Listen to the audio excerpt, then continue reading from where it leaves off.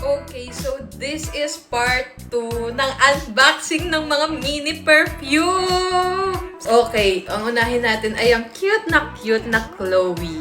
Ang ganda ng lalagyan! Super cute! Ay, ang bango te. Sweet girl ang atake ng Chloe. Then, next, itong Twilly de Hermes. Ang liit! Siyempre, mini nga. Alam niyo yung kuwari nasa isa kayong event, tapos alam mo yung amoy social, ganito yung amoy ng Twilly de Hermes. Sobrang bango. Amoy mahardy ka. Ganun ang atake. Next, I have here Narciso Rodriguez for her. Not for him, for her. Kundo! Ang bango! Ang bango! Ang social ng amoy! Wala akong masabi kundi amoy mayaman. Okay, meron pa pala akong isang Chloe dito. Pero itong isa kasi color red. Tapos itong isa color cream. So for sure, magkaiba sila ng amoy. Ang bango nito. Sweet girl din. Sweet girl ang atake. Ng Chloe talaga. Okay, next. Meron ako dito. Marry Me. Lanvin. Ay! Te, ang syala ng lalagyanan niya. Aminin nyo lang. Aminin nyo lang, sis. Ay. So far, sa panglima na tong pabangong inaamoy ko. So far, itong pinaka-social. Ang bango. Amoy mayaman. Parang wala akong ibang masabi dito kundi amoy mayaman. Kasi usually talaga, yun yung mga naaamoy ko sa mga doktor namin. Ganon. Yung ganong amoy. So, kaya ko siya nasasabing amoy mayaman. Okay, I have here Van Cleef & Arpels Santal Blanc. Guys, hindi ko talaga sure kung tama yung mga sinasabi ko ha. Binabasa ko lang kung anong pagkakaintindi ko. Ganda ng lalagyan.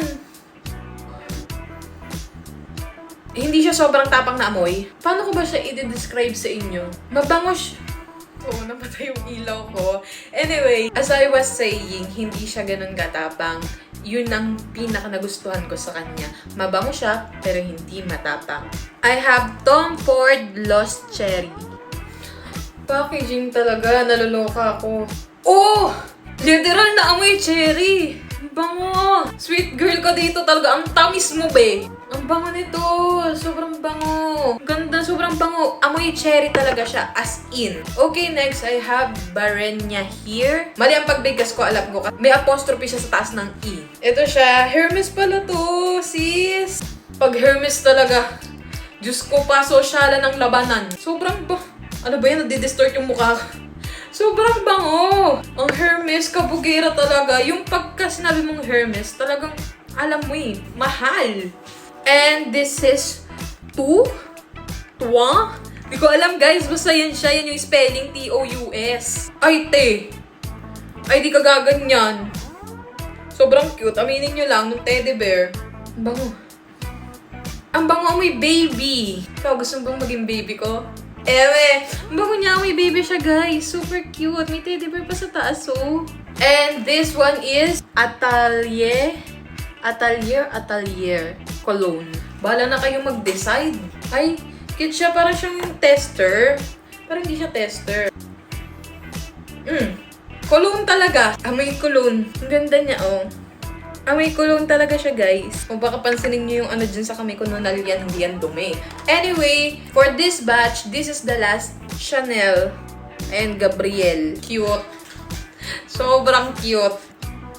Cute si talaga. Dito naman, wala akong duda. Chanel talaga is isa sa mga pinakapangmalakas ng pabango. Sobrang bango nito. Gabrielle. Hands up. Ay, iba pa rin. Anyway, yun lang para sa batch na ito. Again, kung gusto niyo ng mga mini perfumes, mga luxury brands na makakatipid ka, guys, mag-message na kayo sa Wonderlux by Jen. Yun lang. Thank you so much. See you again! Meron pa kasunod to, guys. Hindi pa ako tapos.